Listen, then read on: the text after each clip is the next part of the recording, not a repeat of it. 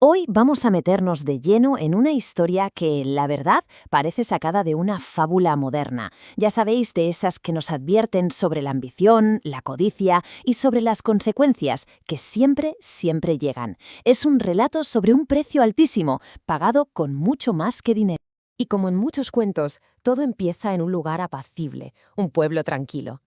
Pero es justo en esa calma donde empieza a crecer una ambición sin límites.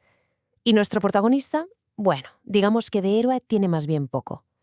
Es más como una sombra que amenaza con cubrirlo todo.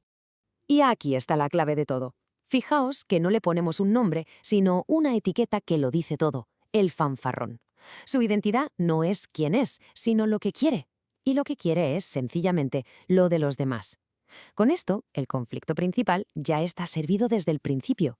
Bien, pues vamos a ver cómo se fue tejiendo este plan.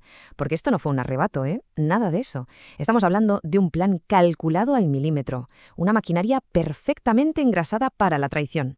Esto es que es brutal. El objetivo no apareció con el tiempo, no. Estaba ahí desde el minuto cero. El matrimonio no era una unión por amor, era la primera ficha del dominó, la pieza clave de su estrategia para hacerse con la fortuna de la familia. El único fin era el poder y el dinero.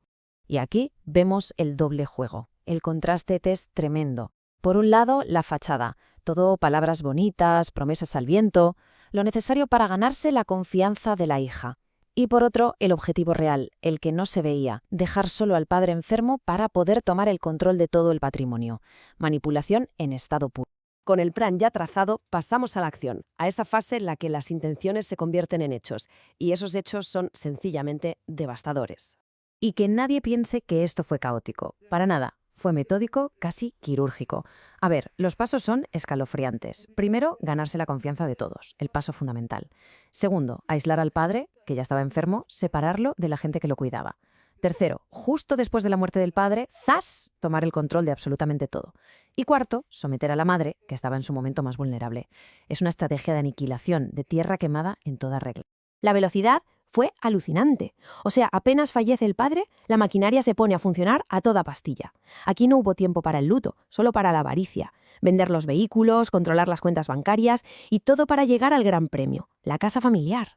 Esta frase es durísima, pero describe perfectamente la situación. No dices solo que la abandonaron. La expresión costal de papas es deshumanizarla por completo, convertirla en un objeto, en algo que no tiene valor y que se puede arrinconar. Refleja una frialdad que pone los pelos de punta. Y una vez que se consuma la traición, pues toca aparentar, ¿no?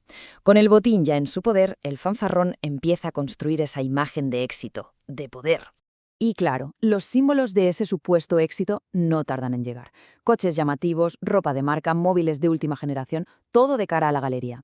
Pero ojo, que hay más. La casa, fortificada con cámaras, con perros guardianes, eso ya no es solo un símbolo de riqueza, es un símbolo de miedo. La fortaleza que levantó era, en realidad, su propia cárcel.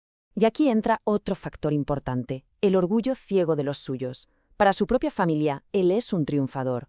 El brillo del éxito material es tan fuerte que nadie se para a pensar de dónde ha salido todo eso.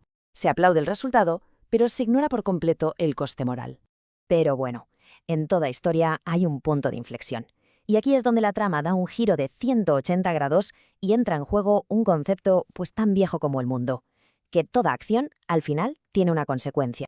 Es una frase corta, pero que tiene un peso tremendo. La historia entra en la fase de ajuste de cuentas. Y es que una prosperidad construida sobre unos cimientos tan podridos simplemente no se puede sostener.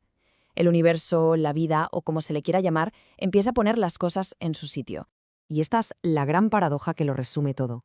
Ese palacio que tanto ansiaba, el símbolo de su riqueza, se convierte en todo lo contrario.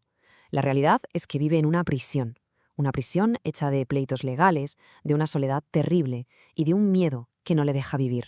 El gran premio se convirtió en su celda. Y esta caída no fue algo abstracto, fue muy real. No es que tuviera mala suerte, no.